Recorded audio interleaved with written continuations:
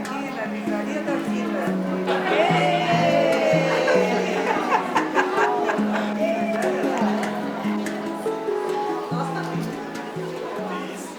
Pontualidade britânica, uma das qualidades dos psicanalistas, em geral, eles são pontuais, né, Marina?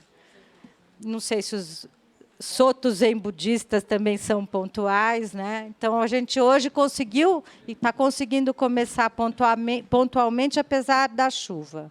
Eu sou a Luciana Sadi, eu sou a diretora de Cultura e Comunidade da Sociedade Brasileira de Psicanálise de São Paulo, e fui eu que organizei, junto com a Livraria da Vila, eu e minha equipe, né? Ninguém faz nada sozinho, que organizamos aqui com a livraria uma série de encontros que tem como pano de fundo o ensaio do Freud que se chama Mal-Estar na Civilização.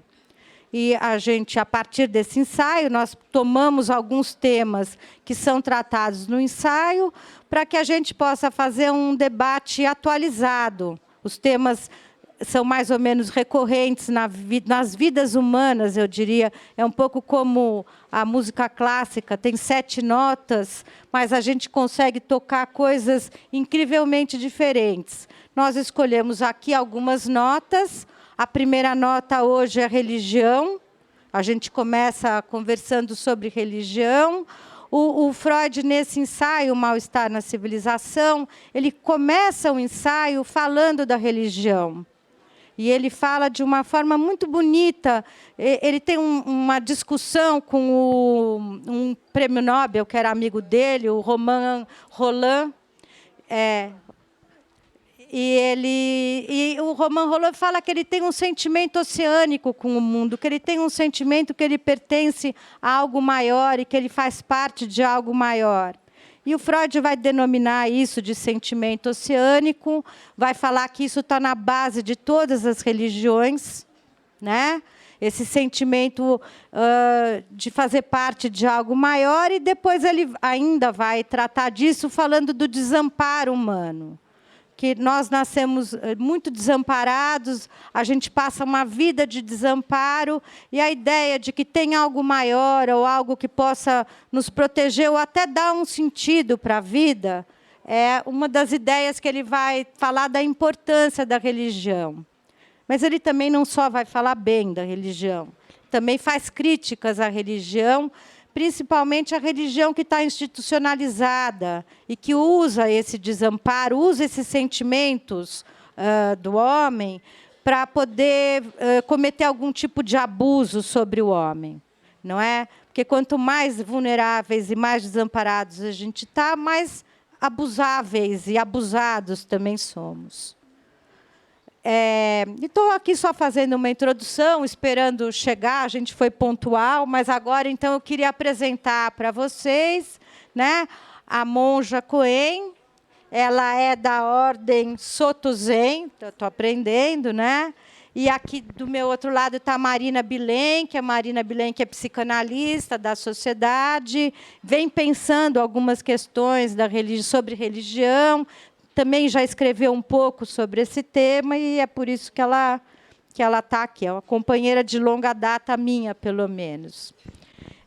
Eu acho que a senhora podia começar falando. Bom, primeiro eu achei muito interessante saber que Freud começa a falar exatamente sobre religião, dos aspectos tanto positivos quanto negativos. Achei tão bom que nós possamos pensar nesse... Como é que ele fala? Do oceânico? É o quê? Sentimento oceânico. Sentimento oceânico, que é exatamente o que nós trabalhamos. Quando nós trabalhamos com a ideia de praticar meditação, o zazen, ela nos leva a um estado que nós chamamos de samadhi, e o estado de samadhi seria exatamente esse sentimento oceânico, um estado de não diferenciação, que eu sou o todo e o todo é em mim.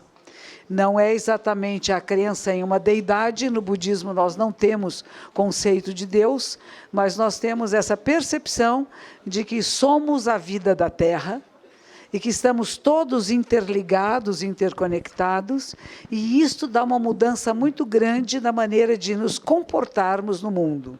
Primeiro é preciso ter a experiência. Apenas falar sobre a experiência não é suficiente.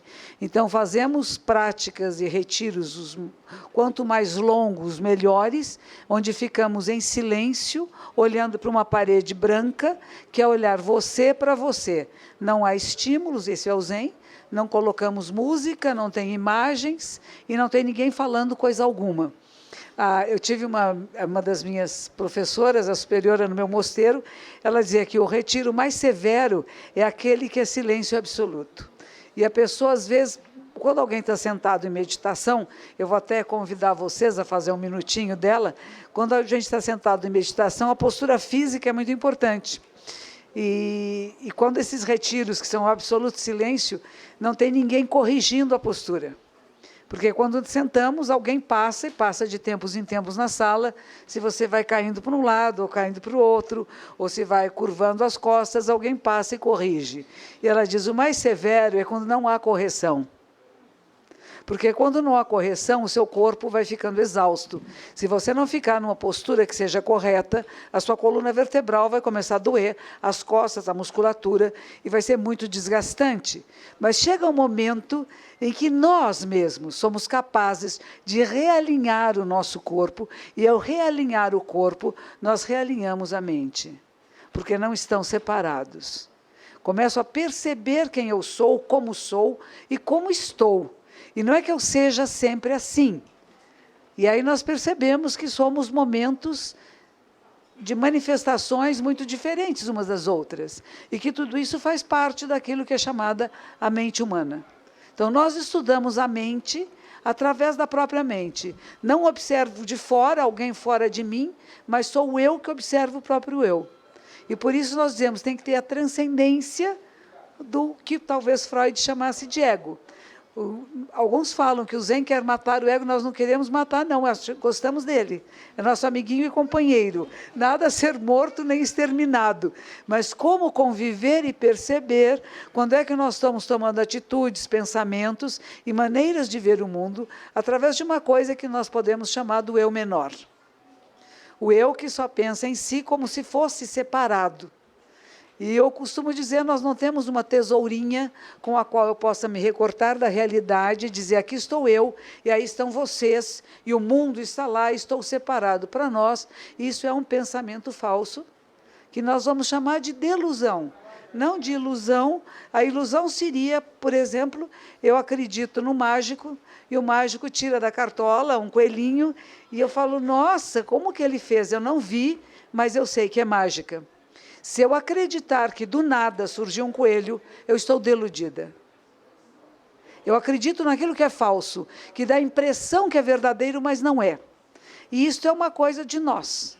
Nós nos consideramos separados e únicos. De uma certa forma somos, cada um de nós não tem dublê nesse mundo, cada um de nós é, mas ao mesmo tempo somos semelhantes. E nos reconhecemos como humanos. E aquilo que nós sentimos e passamos é semelhante uns aos outros, não igual, mas semelhante. Então, acessar a esse estado oceânico, que achei tão bonito falar isso, é um dos propósitos do Zen. Que nós saiamos desse eu separado, eu pequenininho, eu que não entendo, para entrar em contato com este eu, que é o todo manifesto, e que eu não sou parte do todo, eu sou o todo manifesto. Ninguém é parte de coisa alguma. O todo se manifesta em inúmeras formas, e cada um de nós é esse todo manifesto. Então, essa mudança de olhar e de percepção é o que a gente vai chamar no budismo de iluminação, de satori, de despertar, de sair do seu pequenininho, do seu olhar miúdo, pequeno, individual, para perceber que este individual pequeno, ele é esse todo. E que mesmo as coisas mais miúdas e feinhas que a gente possa fazer, fazem parte disto. Então, você não fica muito se vigiando, no sentido que eu tenho que me corrigir o tempo todo, mas eu percebo aonde que eu posso melhorar um pouquinho. Uma vez, Sua Santidade Dalai Lama falando para ele, puxa, você é monge há tantos anos, você pratica meditação há tantos anos, deve estar muito diferente, não é? E ele disse assim, na verdade, eu comecei com 6 anos de idade, mas a partir dos 16, eu comecei a fazer práticas meditativas que eu entendi o que era. Ele estava, na época, com 76 anos. E disse assim, vocês sabem o que eu mudei? Pequenininha, assim. Porque nós achamos, eu quero mudar, ser outro ser. Diz assim, não, se você for quem você é, já está muito bom. Se você souber quem você é, como você funciona, o que são sensações, percepções, conexões mentais e quantos níveis de consciência temos, se entender isto, você vai poder usar isso melhor. Percebe? É como quando nós começamos a usar um computador. Pessoas que são da minha geração, mais de 70 anos, quando pegamos o mouse pela primeira vez, não foi uma farrinha? Aquilo não ia para lugar nenhum, dançava naquela tela, não tinha jeito. Eu precisei que a minha neta me ensinasse.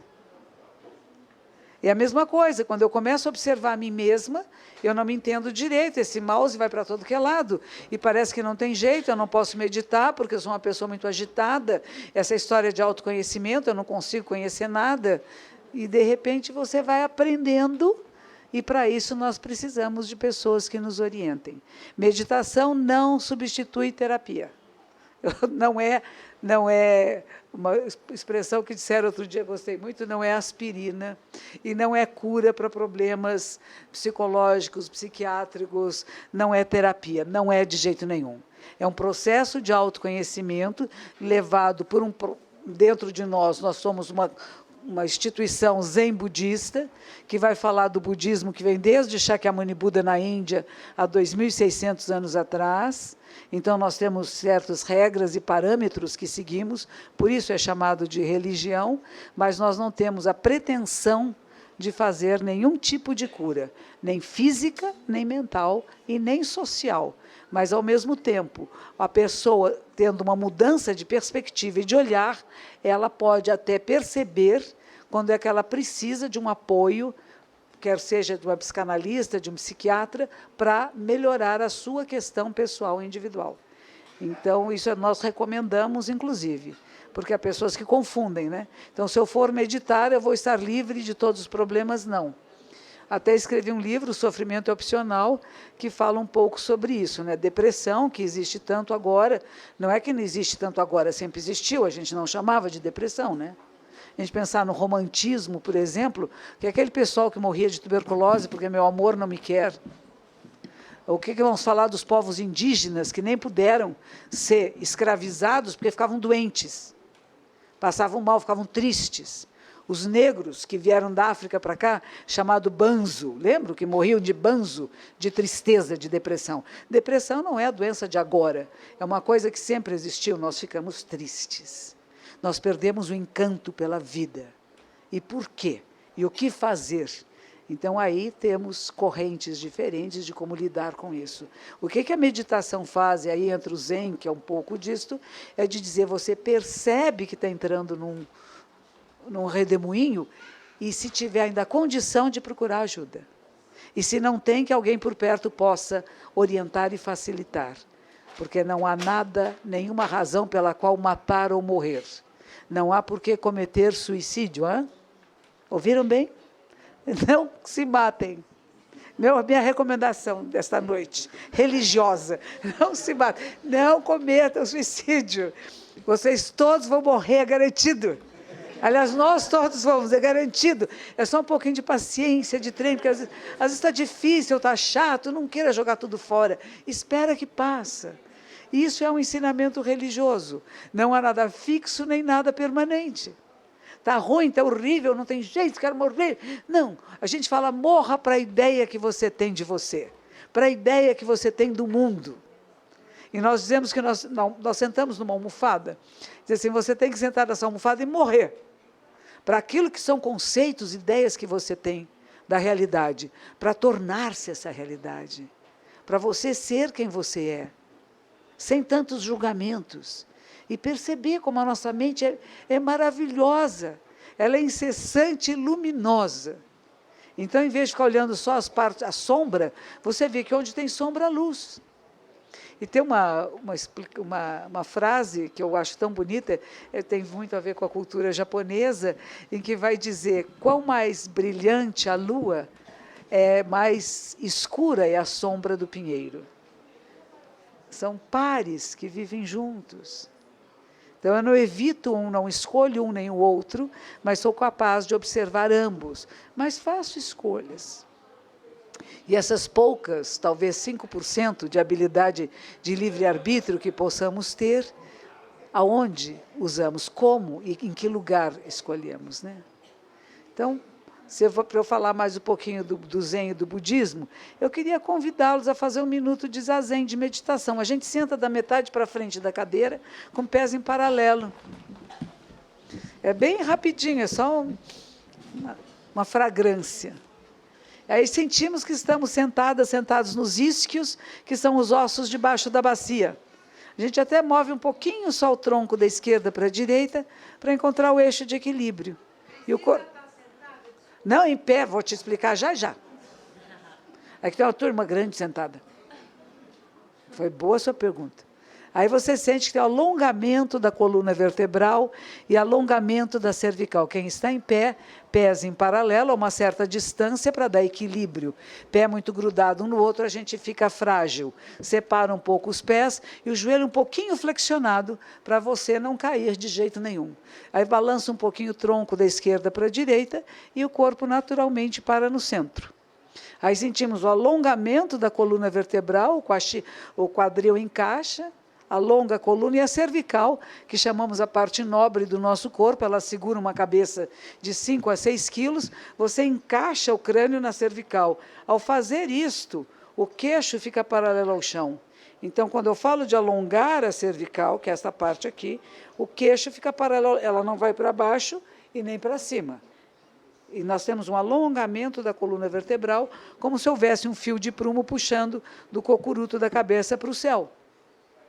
Se quiserem colocar as mãos, como nós colocamos nos mosteiros, nós pomos a mão direita embaixo, a esquerda em cima, a articulação sobre a articulação, ou seja, a dobrinha do dedo, em cima de dobrinha de dedo, e os polegares se tocam bem de leve.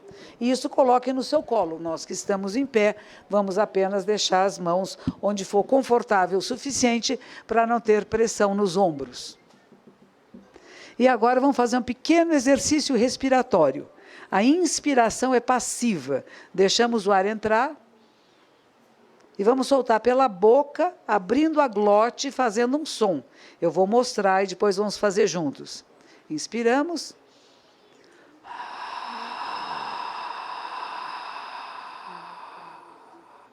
A expiração é ativa, ou seja, eu vou forçar o máximo que eu puder que saia todo o oxigênio, o gás carbônico do meu corpo, para que eu possa ter uma pequena pausa e inspirar novamente. Então, vamos fazer juntos? Inspiramos,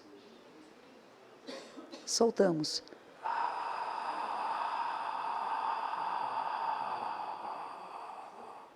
A expiração deve ser longa, suave e vai ficando mais sutil. Última vez, vamos fazer juntos. Inspiramos.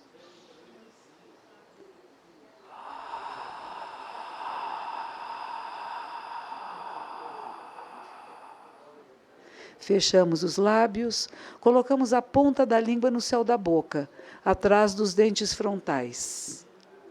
E os olhos podem ficar entreabertos, pousados à sua frente num ângulo de 45 graus. E observe como que você está respirando agora. A diferença de temperatura do ar que entra e sai das narinas. Qual mais quente, mais frio?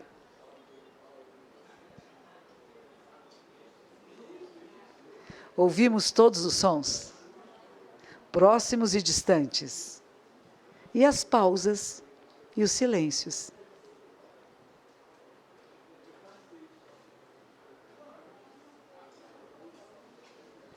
Sentimos a temperatura da sala, algumas fragrâncias, odores.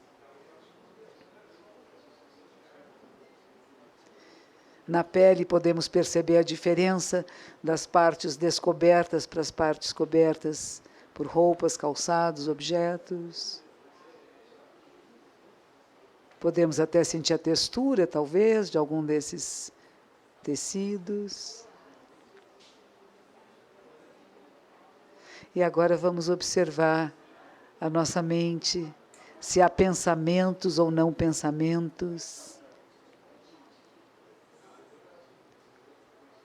Se houver pensamentos, observe. Se são palavras ou imagens. Se é branco, preto, colorido. Se há música. Se há memórias. Mas não paramos em nenhum lugar. Apenas observamos, mantendo a postura correta e a respiração consciente. A percepção de que quando inspiramos, percebemos melhor a caixa torácica que se expande em todas as direções, e quando expiramos, que ela se contrai.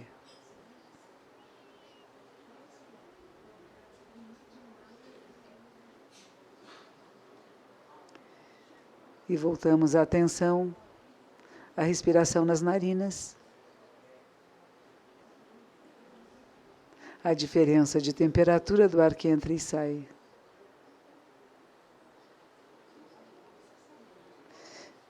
E os olhos entreabertos nos fazem perceber luz e sombra.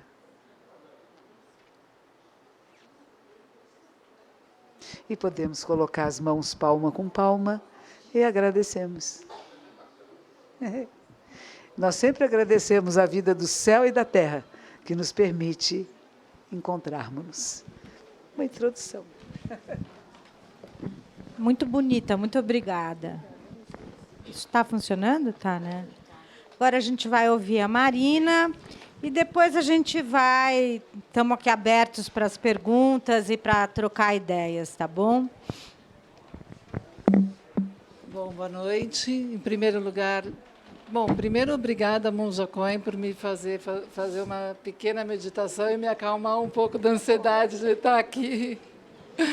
E eu queria agradecer também o convite da Luciana, que ela faz um trabalho muito interessante, importante na Diretoria de Comunidade e Cultura. Está ouvindo agora? Ah, agora sim. Tá. O trabalho da Luciana na Diretoria de Comunidade e Cultura da Sociedade de Psicanálise, de promover esses debates que eu acho muito ricos entre a psicanálise e outros campos do saber. E, para mim, é uma honra estar aqui com a Monja Coen para falar sobre religião. Acho super interessante a gente poder conversar. Eu vou falar da minha perspectiva, que é o meu conhecimento pessoal que eu adquiri ao longo da vida, as minhas observações sobre o mundo e sobre o ser humano, e, particularmente, da teoria e da prática da psicanálise, que eu exerço já há muitos anos. E, nessa perspectiva, eu vejo que o ser humano é frágil. A gente é frágil e a gente sofre, e a natureza é muito poderosa, e o nosso corpo é vulnerável, e o ser humano é muito pequenininho diante dessa imensidão do universo. E a gente tem medos, a gente não entende muitas coisas, o mundo é desconhecido, tem grandes enigmas da nossa existência que a gente não entende. E a ciência, por mais que já tenha se desenvolvido, não resolve tudo. Então, a gente continua pequeno e com medo. O ser humano é um ser que tem medo. Medo porque realmente é vulnerável aos ataques da natureza, e a gente tem medo de monstro, tem medo dos outros seres humanos, tem medo de uma série de coisas, de não conseguir falar em público, a gente tem medo de tudo. E, por conta disso, o ser humano sempre procurou viver em grupo. Um ser sozinho não vive em grupo. Então, viver em grupo traz segurança, traz acolhimento, traz... Tem pesquisas mesmo que falam que quem tem amigos e família próxima, mesmo que não em harmonia, vivem muito mais felizes do que outros. Então, realmente traz esse acolhimento e uma segurança de estar em grupo. Mas viver em grupo também traz muitas desvantagens e problemas, na verdade, para o ser humano, porque a gente não é bonzinho por natureza. O ser humano quer tudo na hora que quer. A Monja estava falando agora mesmo disso, né? A gente quer o que quer, na hora que quer. Uma criancinha pequena, antes de ser educada, vai lá e quer matar o irmãozinho que nasceu e vai roubar o brinquedinho do outro. Então, a gente precisa ser domesticado para poder viver em grupo. Só que essa educação toda traz frustrações, porque a gente tem que estar o tempo inteiro nos controlando, a gente precisa estar pensando a consequência dos nossos atos, e essa renúncia toda traz frustração e muitas vezes aumenta a hostilidade, né? A frustração é complicada.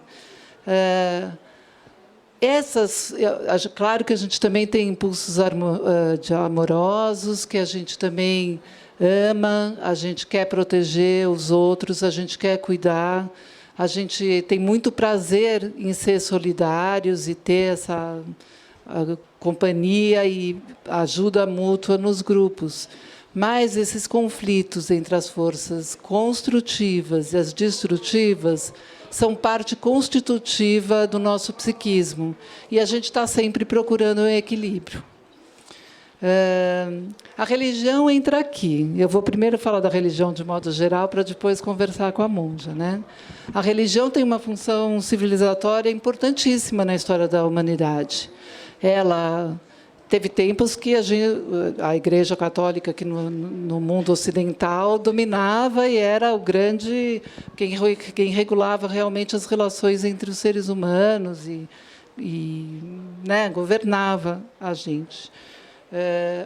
E a religião faz esses papéis, né? Primeiro, de acolher o ser humano que sofre e oferecer consolo e explicar os grandes enigmas da humanidade, né? De onde eu vim, como esse mundo foi criado, o que acontece depois que a gente morre, dá um contorno, né, para todas essas angústias humanas.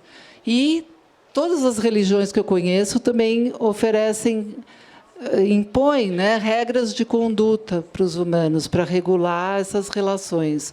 Não matar, não roubar, respeitar o próximo, limitar a própria sexualidade e, de um certo modo, consola, mas também oprime ou obriga o ser humano a obedecer. Se você obedecer todos esses preceitos, você vai poder ser mais feliz aqui na Terra, ou na outra vida, ou no paraíso, ou encontrar uma paz de tal maneira. E se você desobedecer, vem punição, vem, né, castigos, vai para o inferno. Enfim, como a religião tradicional, conservadora, cuida desses impulsos humanos mais desgovernados. Nesse caso aqui que eu estava falando, é via repressão. Você não pode nem pensar nesses desejos transgressivos, porque já é pecado. Então, exige que você não pense mais nisso. E de onde surgiu essa religiosidade, essa necessidade humana? Porque tem um anseio humano por proteção que levou as religiões a se desenvolverem e constituírem sistemas ao longo da humanidade, da história da humanidade. Religião existe desde a época da pré-história, já tem sinais de que existia alguma proteção superior, que o ser humano já acreditava nisso. Se a gente pensar numa criancinha pequena, o bebê humano, a cria humana é muito desamparada. Se não tiver alguém que olhe por ela e que cuide dela, ela morre. E não só no aspecto físico, né? Se não tiver quem dê comida, limpe, ela morre, mas se não tiver alguém que olhe por ela e invista aquele corpo de vida, uma criança, por exemplo, hospitalizada, que não tenha esse olhar, está lá tudo protegidinho, mas não tem esse olhar, ela morre. Então, a gente precisa de algo, realmente uma proteção muito grande. E os pais, ou os substitutos dos pais, vão dar isso para a gente. Então, vamos continuar pensando nessa criancinha, agora que cresceu, tem 2 aninhos, já sabe que ela é eu, tem o mundo, olha para esse mundo. Ela é bem pequenininha e o mundo é enorme. O pai é enorme, altíssimo. Ela bate no joelhinho, lá no joelho dele, olha para cima. Ele tem aquela voz trovejante e ele sabe tudo e ele pode proteger e ele dá castigos. Ele carrega ela com uma mão só. Então, assim, se a gente for pensar nos deuses mitológicos, os parecidos com os humanos, antropomórficos, eles são uma linha direta dessa ideia infantil, né? Então, e mesmo o Deus da religião monoteísta, que tudo vê, que tudo enxerga, que pune se você não se comportar e que também te protege, também vem dessa linha da proteção que o humano sempre teve, né? Aquelas marcas que ficaram no infantil, daquela necessidade da proteção, vão ser reativadas sempre quando a gente sofrer ou tiver alguma desventura ou se sentir desamparado. Vai vir aquela marca, a gente vai querer uma proteção de algo superior que nos dê consolo e ajude. Num dado momento da civilização, da nossa história, há um século mais ou menos, Nietzsche afirmou que Deus está morto. E o próprio Freud, num dado momento do pensamento dele, acreditou que as religiões acabariam, porque o ser humano não ia mais ter necessidade de nada disso, porque o desenvolvimento do conhecimento e das ciências dariam conta desse desamparo humano e não precisa mais acreditar em algo superior. Mas eles estavam errados, o próprio Freud reconheceu isso imediatamente, e o que a gente enxerga hoje é que as religiões continuam fervilhando e as pessoas buscam muito por ajuda e apoio, e as pessoas estão ansiosas, e as pessoas se deprimem, e precisam de consolo, e precisam de ajuda. Pensando no desenvolvimento da ciência, né, a cada nova pergunta, milhões de outras perguntas surgem. A cada nova resposta que a ciência dá, milhões de novas perguntas surgem. A gente tem uma descoberta que é muito interessante, mas, ao mesmo tempo, ela oferece risco para a sobrevivência da humanidade. Por exemplo, a energia nuclear pode ser usada como uma bomba atômica. Os robôs, né? Isso está no imaginário do humano também, né? O dia que os robôs vão se virar contra e vão acabar com todos os homens, ou os clones que vão acabar com a humanidade. Então, a ciência não só protege, ela também abre para novas angústias. E, por exemplo, uma invenção como a fertilização in vitro. A mais certeza que a gente tinha é que uma criança é gerada a partir do coito entre um homem e uma mulher.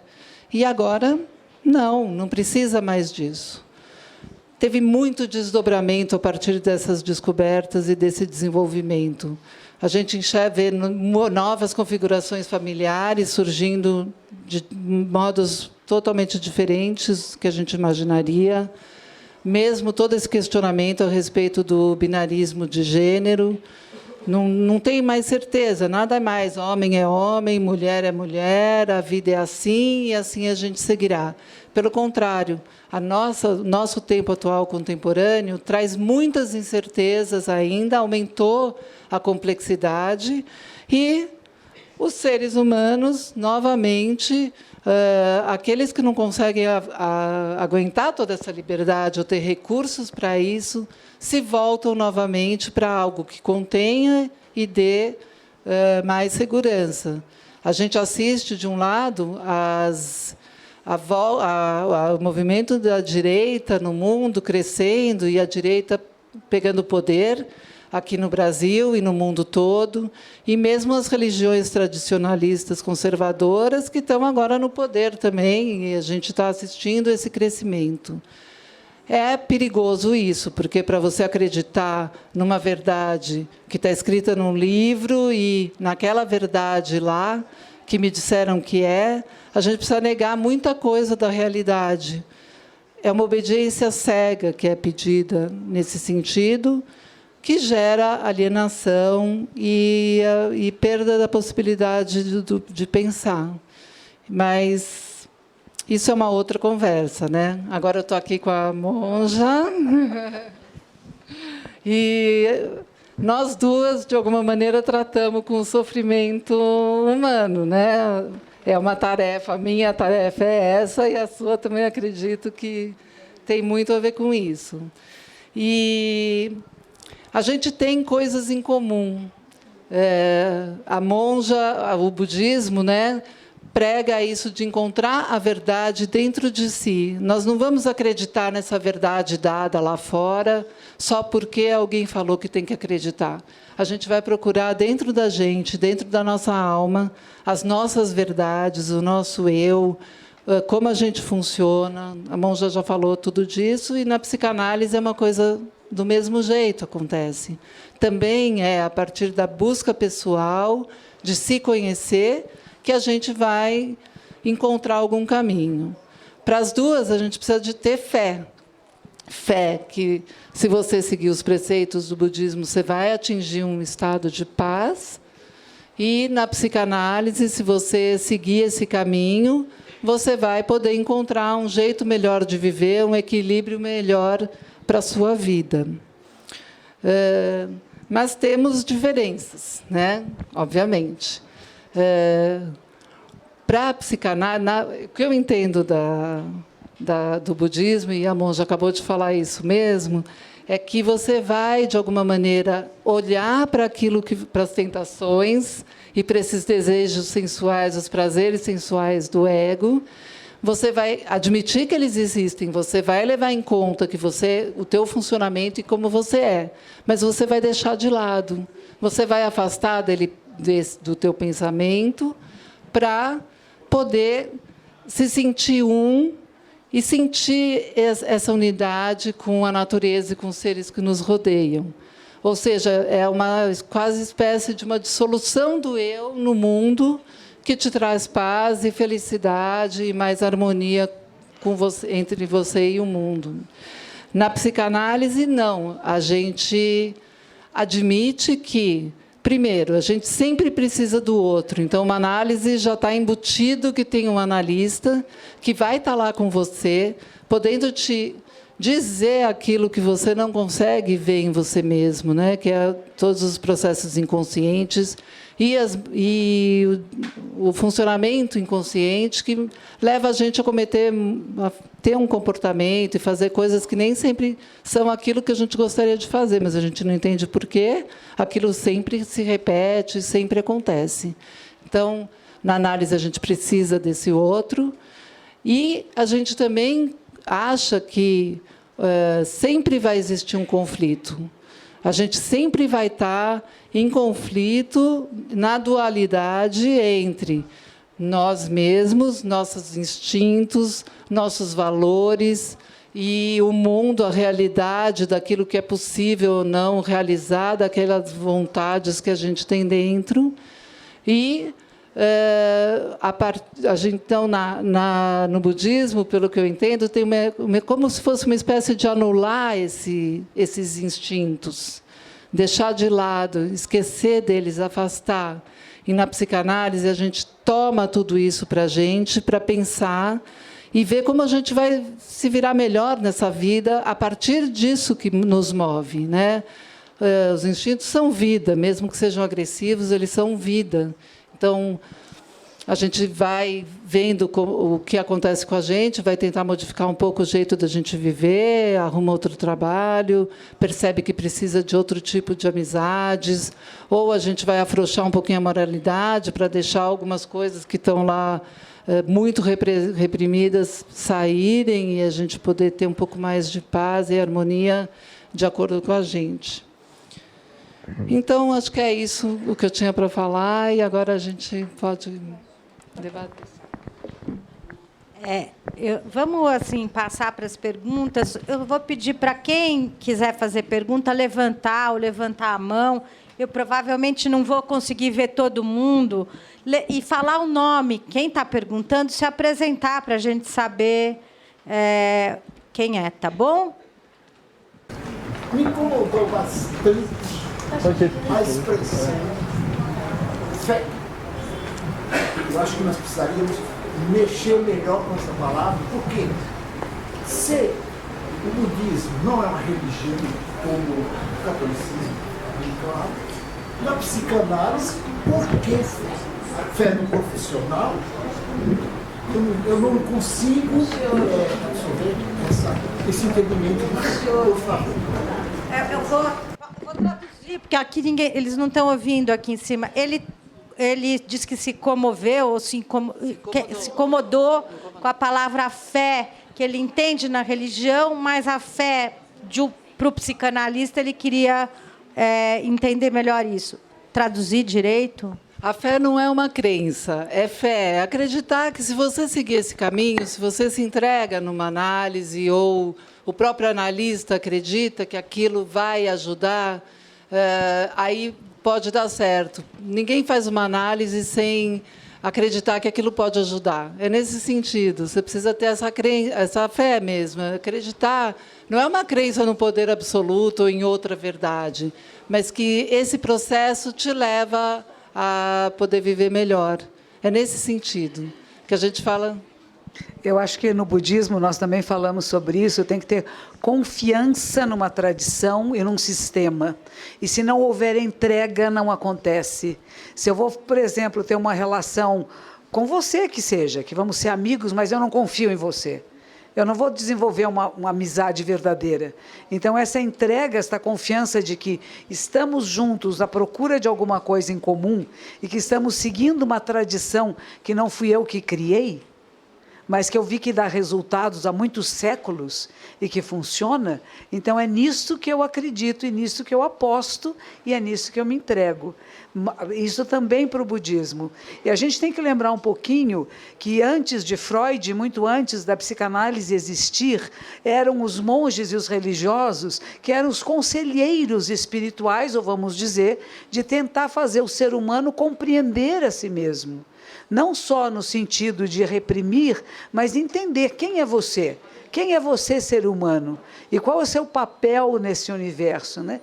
Então, a gente vai encontrar no passado uma tradição de aconselhamento que era dado, chamava-se aconselhamento espiritual, antes de que alguém, como Sigmund Freud, houvesse criado o que nós chamamos hoje de psicanálise. Eu gosto de pensar o seguinte: a mãe de Buda teve um sonho que ela ia ter um bebê, mas o sonho que ela teve é que um elefante branco a tocava embaixo do braço. Alguém iria imaginar no Ocidente o que significa isso? Nunca. Porque na Índia, as pessoas de castas diferentes nascem de partes diferentes do corpo da mãe. E ele era um nobre, um guerreiro. E os filhos dos nobres e guerreiros nasceriam da axila da mãe. Então, a interpretação de sonhos, tudo isso que nós entendemos hoje, e é uma prática maravilhosa, ela precisa ser contextualizada. Culturas diferentes, locais diferentes, têm analogias e maneiras de ser e pensar diferentes. Nós não somos iguais. E o fato de que podemos nos conhecer com intimidade, e por isso, sim, concordo plenamente com o que ela diz, ter fé, confiança, não só na pessoa em si, mas naquilo que esta pessoa representa. Que às vezes as pessoas chegam para mim e dizem: monja, a senhora me salvou. Eu não salvo ninguém. Os ensinamentos que eu traduzo numa linguagem desta época para a população deste país podem ajudar as pessoas a olhar em profundidade para si mesmas, e elas mesmas se recuperam. Mas que precisamos do outro, como você disse, precisamos. Então, o que eu não concordei um pouco com o que você disse é que nós queremos a purificação, como se isso fosse possível, entre o certo e o errado, o bom e o mal, e que o instinto não seria benéfico, e que nós temos que abafar em nós tudo que seria da nossa natureza intrínseca, porque não seria a libertação. O Zen não trabalha assim. O Zen trabalha de você conhecer quem você é do jeito que é.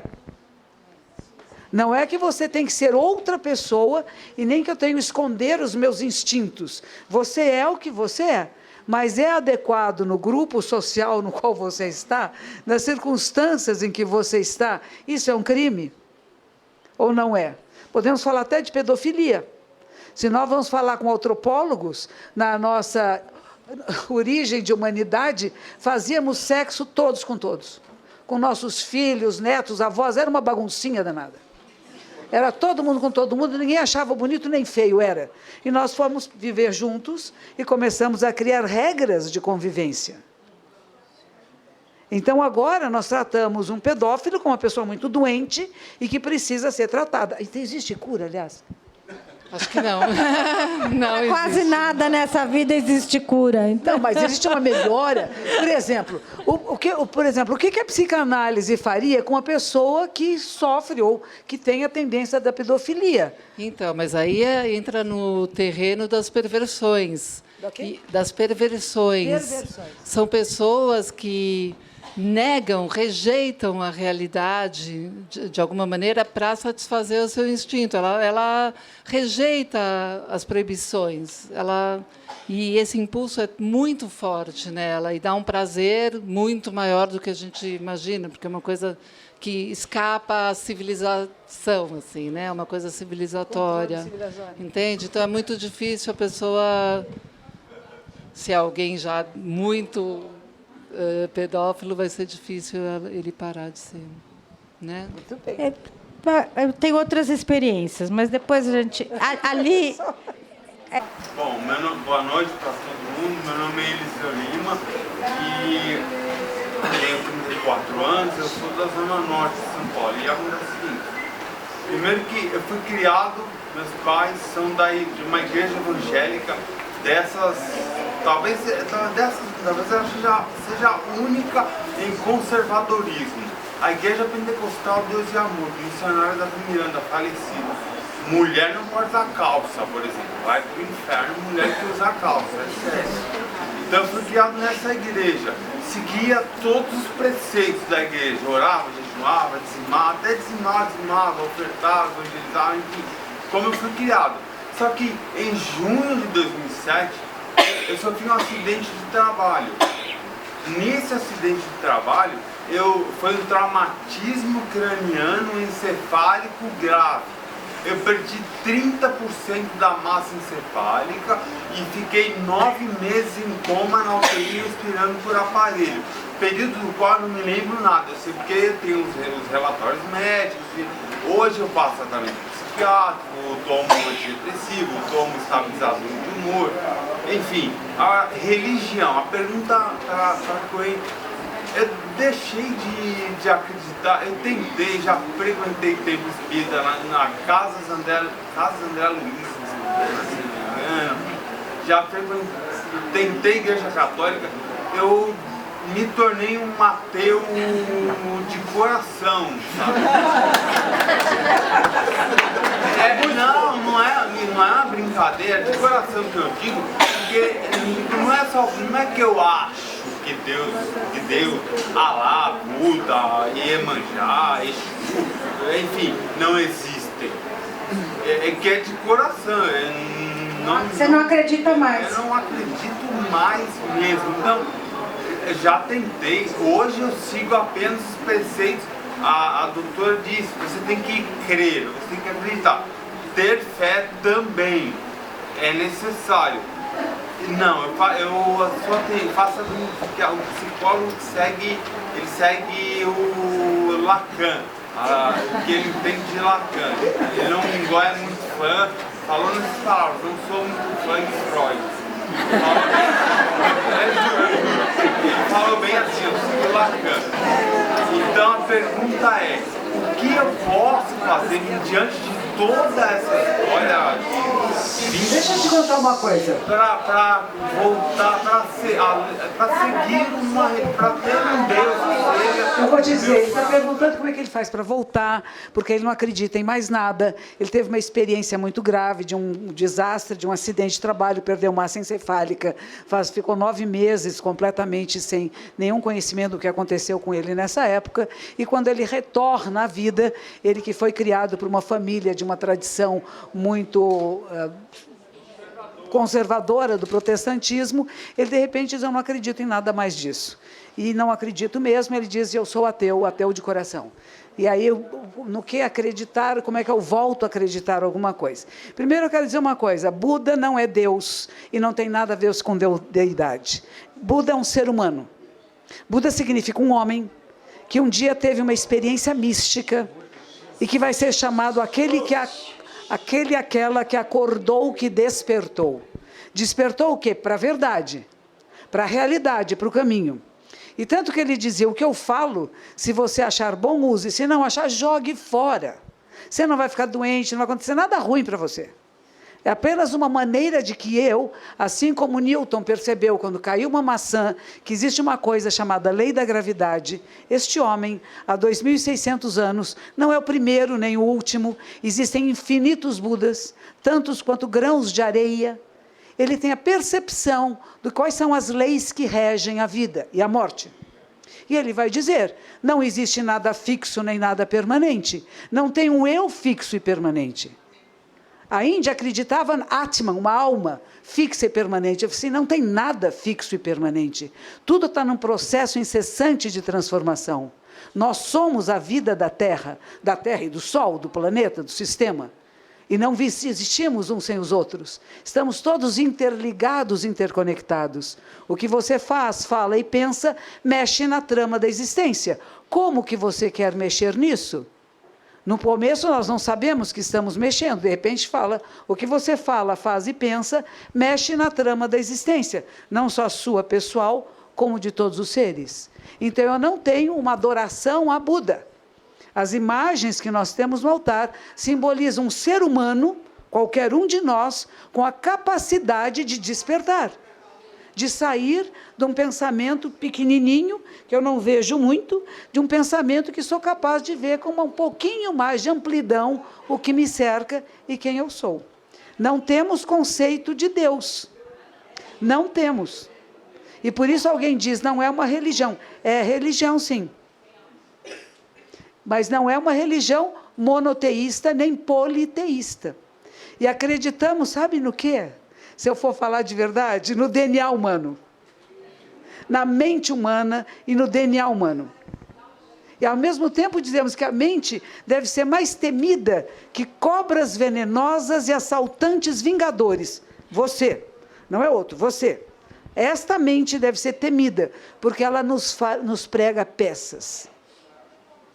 Então, não é tudo a mesma coisa. Tem religiões diferentes, de países diferentes, que pensam de forma diferente. Crer ou não crer, é seu privilégio, é sua escolha. E não torna você melhor nem pior do que ninguém. Cada um segue aquilo que lhe dá um bem-estar e felicidade. A plenitude, esse estado de plenitude, independe. Por que você quer voltar a ser quem era? Nós nunca voltamos. Não há volta na vida. É daqui para frente. Você já viu o planeta Terra dar uma paradinha e dizer antes era melhor? Não vai para trás. É daqui para... E você está muito bem. Parabéns.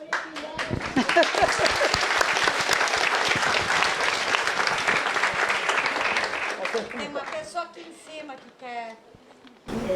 meu nome é Vanderci, eu vim de Marília. Acabei caindo hoje aqui com uma graça, né?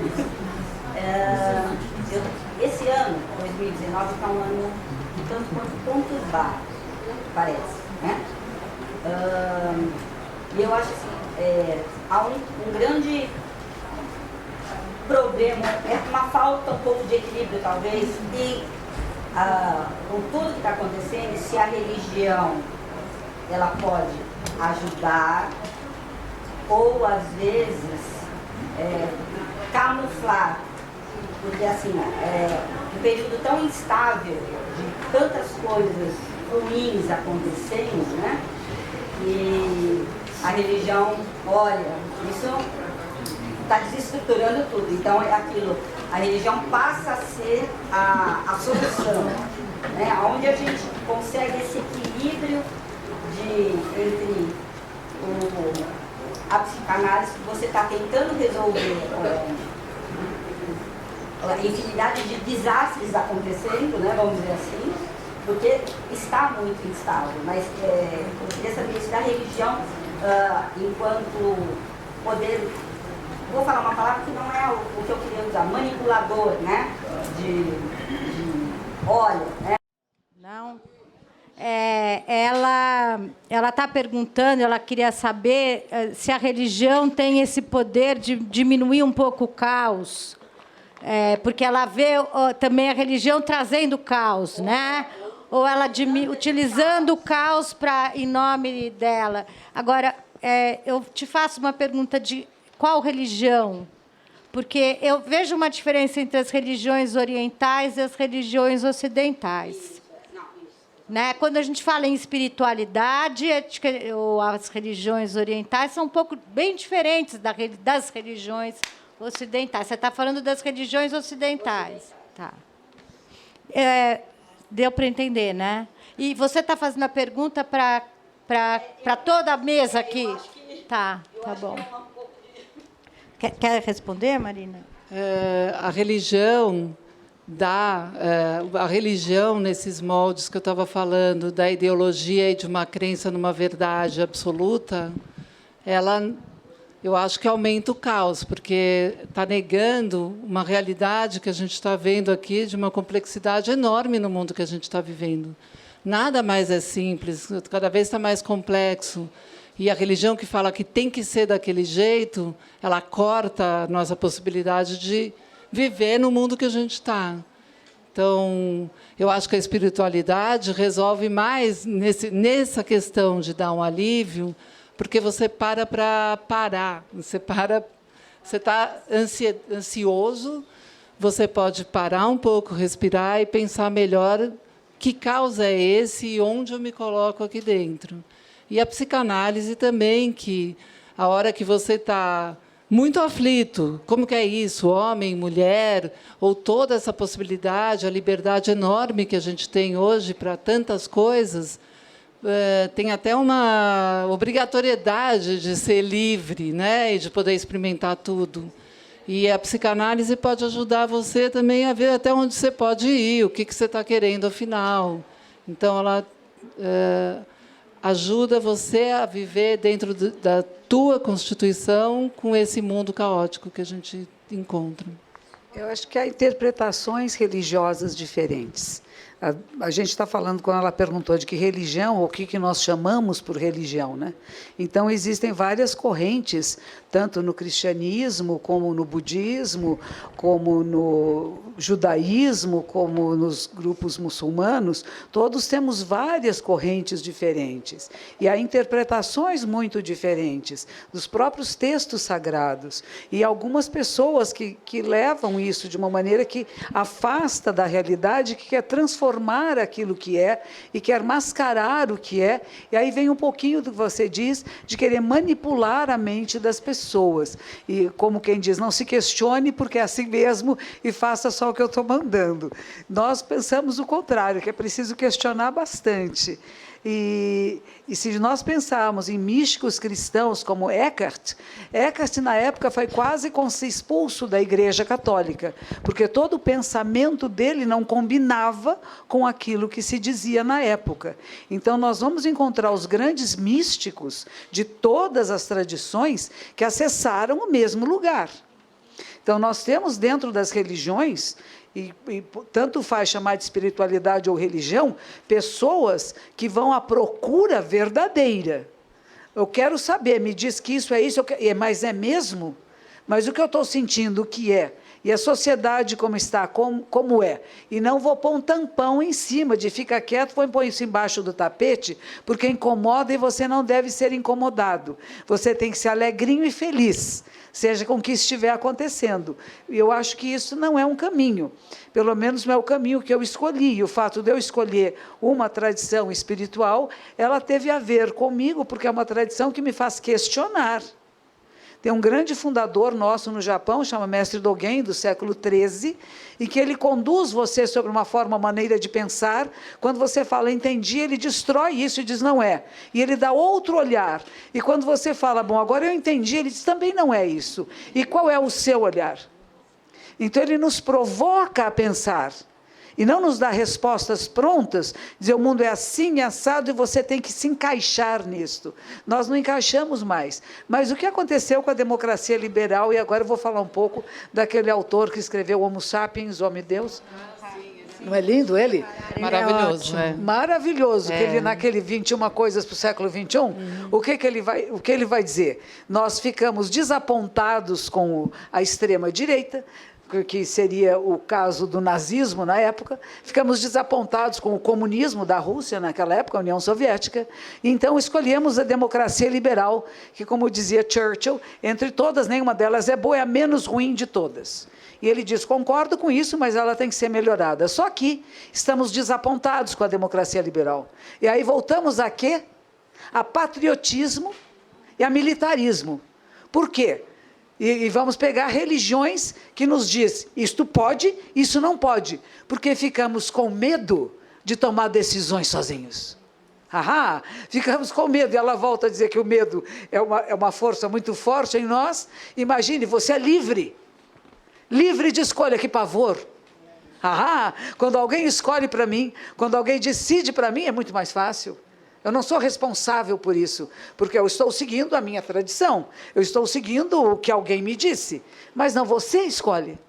Que medo! Então eu vou pegar e vou correr atrás daquilo que vai me dar parâmetros, porque eu perdi. Eu sabia o que era certo e o que era errado, agora não sei. Existe um espaço aqui, entre o branco e o preto, existe um monte de níveis de cinza, e eu não sei qual deles é o certo. E por isso eu preciso que alguém venha me dizer, isto pode, isto não pode. E aí eu tenho segurança, porque nós nos tornamos inseguros de nós mesmos. Eu acho que deviam todos fazer psicanálise. Eu também. Muito boa.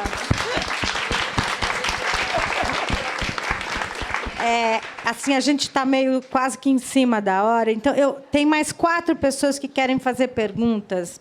Eu vou pedir para elas primeiro fazerem as perguntas e depois a Marina e a Monja respondem e a gente encerra, tá bom? Sejam breves, por favor. Serei. Dora Lima, educadora ambiental. Obrigada, Monge. Estou seguindo a senhora. Aprendi a respirar. Tive um câncer, estava carequinha. E agora já estou cabeluda. Eu gostaria... Fiquei 27 anos em uma filosofia budista que eu não poderia falar de política. Como fui educada com Paulo Freire, um ser político nasceu no planeta Terra, é um ser político. Fiquei 27 anos e eu despertei seguindo a senhora. E acredito que o câncer era de tanta angústia, porque a angústia, né, é proibido falar de política. Religião e política não se discute. E eu, política de Pernambuco, ficava, e acredito que esse câncer foi uma loucura, mas eu saía do Instituto do Câncer em 2016, da quimioterapia, movida pela Monge, respirando, ia para Paulista contra a injustiça que estava passando neste Brasil. Então, eu queria que falasse um pouquinho, se a senhora pode, do Nichiren Daishonin, se a senhora conhece um pouquinho só. Tenho curiosidade. Tá bom. Boa noite. Eu sou Luísa. A minha pergunta é muito objetiva e vocês podem escolher quem responde. A minha pergunta é, eu tenho 67 anos e eu vejo ao longo da minha vida que cada vez mais a gente fica sabendo que tem muito mais diversidade do que a gente pensava. E, ao mesmo tempo que a gente fica sabendo que tem diversidade de tudo, de crenças, formas de viver, valores, parece que mais intolerante a gente fica com o diverso. Ótima pergunta. Aqui...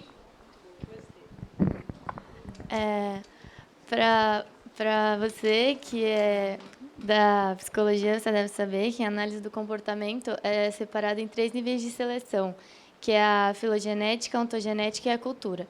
A cultura diz a respeito do self, né? Que você só conhece a si mesmo quando você começa a conviver com a sociedade, até você atingir o seu nível de self. Vocês acham, para as duas agora no caso, vocês acham que tem como a gente ter uma esperança de viver num mundo melhor, sendo que se a gente só se conhece diante da sociedade que a gente vive, e a sociedade que a gente vive está cada vez pior, tem uma esperança porque se a gente depender disso, acho que a gente não vai chegar tão longe. Tem mais uma... É só uma ponderação rápida, que mais do que diferenças, a gente procurar incluir a psicanálise conexões budistas, talvez fosse o caso até de achar a semelhança tão findada na questão do método investigativo. E separar aqui nessas palestras religiões e religiões. Aquelas fundadas em dogmas, onde esse poder investigativo, essa força do investigativo fosse menor, fosse quase proibida, né? Que a gente deixe claro isso. Essa religião se baseia nisso, se fundamenta nisso.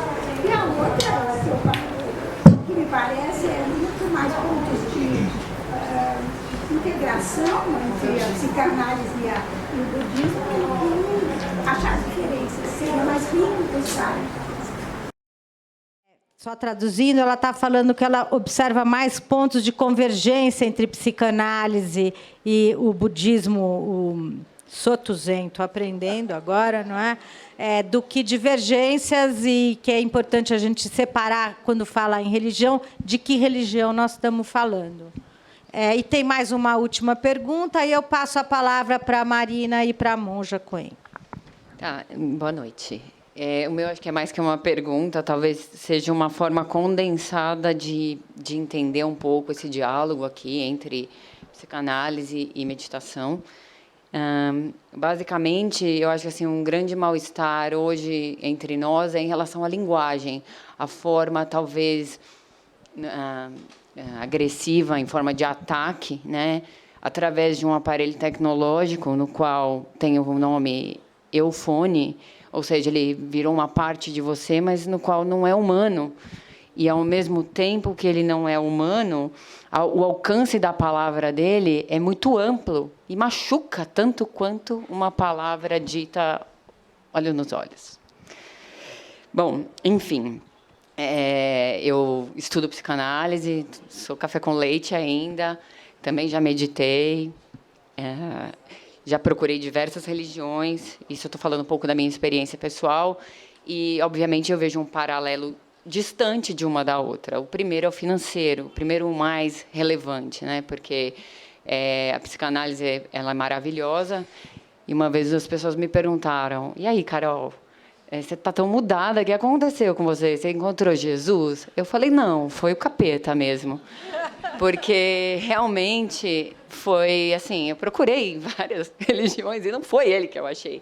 Foi dentro de mim os conflitos que, na ocasião, eu precisava de uma ajuda, de um humano que me escutasse.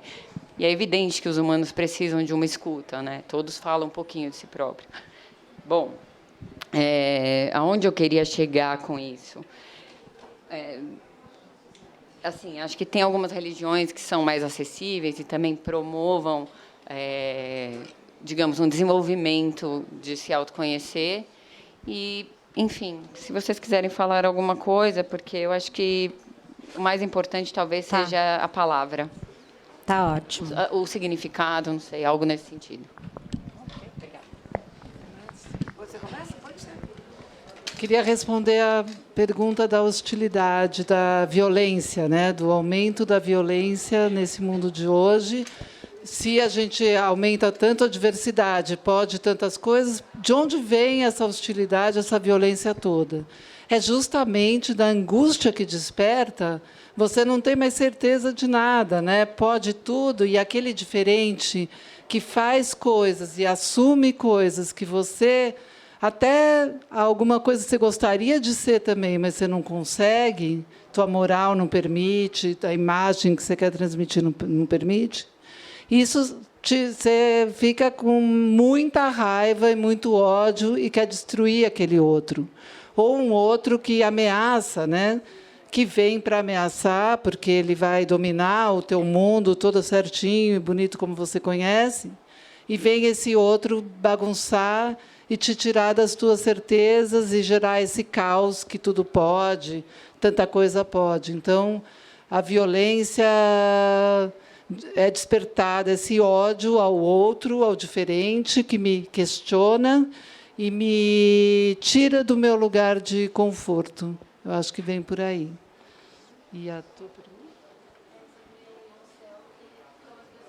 pergunta? Sim, é claro que a gente vai crescer dentro do seu da sua cultura, e a gente é formado dentro dessa cultura que a gente vive, sim.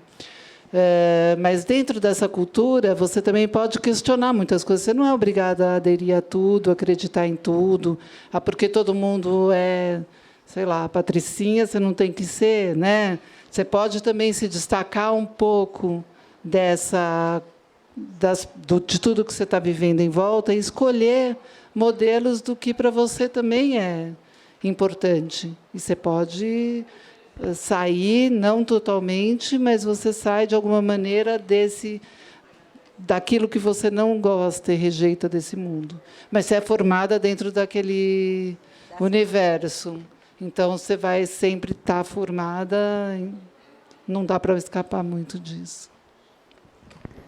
Vou falar com você, que perguntou do Nichiren Daishonin, um monge que viveu no século XII, XIII, e ele vai fundar uma ordem budista, e ele diz que o mais importante, na ordem dele não tem imagens, e ele tem uma caligrafia que ele mesmo desenha, que é o nome de um sutra. Sutra é um ensinamento de Buda, que diz Namu Myoho Renge Kyo.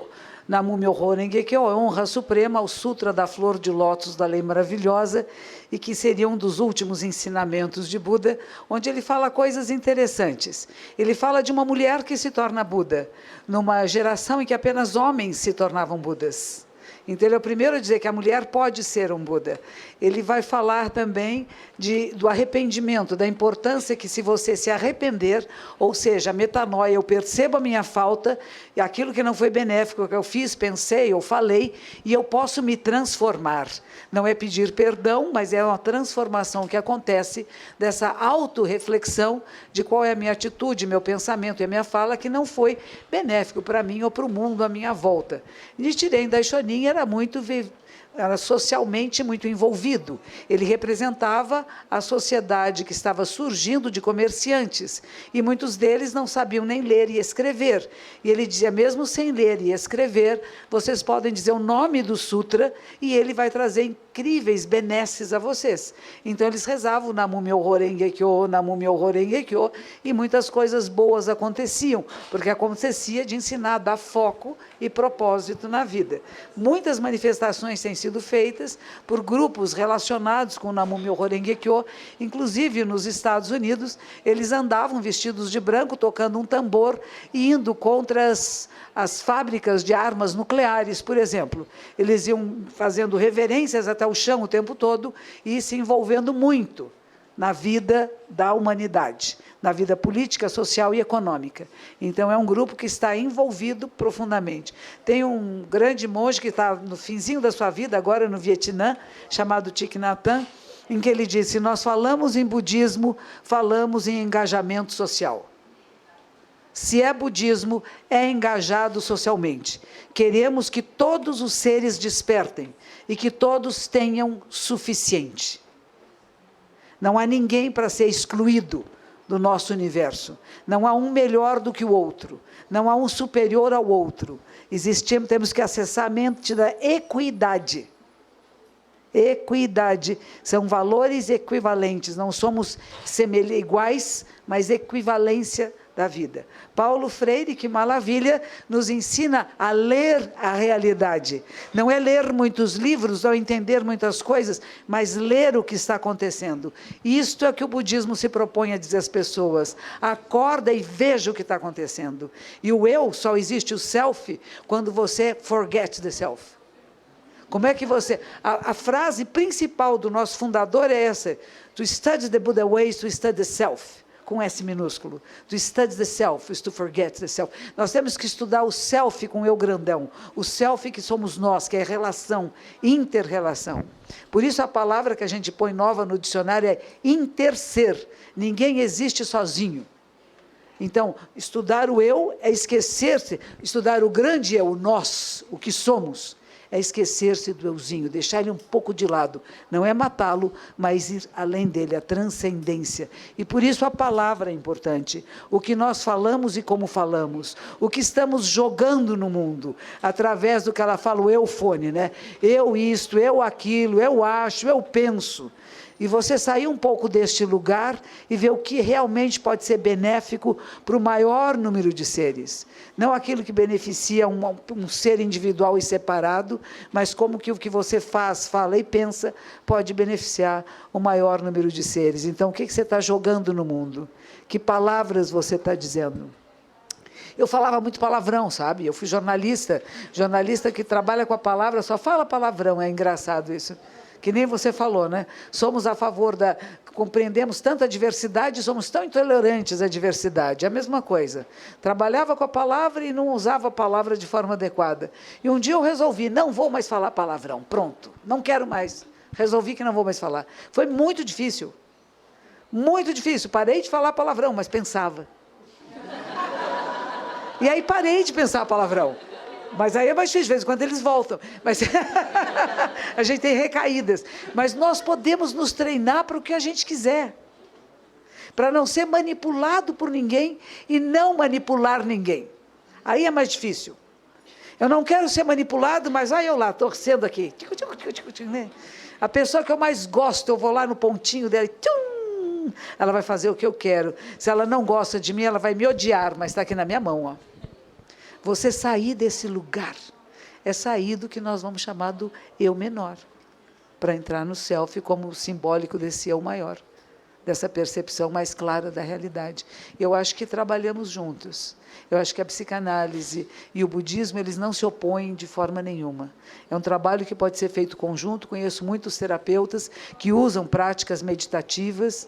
Tem um psiquiatra no Rio Grande do Sul, que ele inclusive usa livros zen budistas para facilitar os seus pacientes a esse estado de compreensão de si mesmo e de libertação. O nosso propósito comum, que eu acho é este, é libertar os seres humanos das suas próprias amarras. Amarras que sejam religiosas, sociais, individuais, familiares, e como é que você encontra um estado de plenitude, de estar pleno, plena, com você, como você é. Como esse resultado de tantas causas e condições, mas que elas não são fixas nem permanentes, e que você é um processo. E você é um processo em transformação. E que não somos perfeitos. Existe uma tradição budista que diz assim, até os bons entram no reino dos céus. Infelizmente, eu vou ter que terminar, porque essa é uma conversa que dá para ficar mais 3 horas. A Monja é uma delícia de escutar ela falando. Eu acho que tem muitos pontos de convergência da psicanálise com o que ela trouxe hoje, né?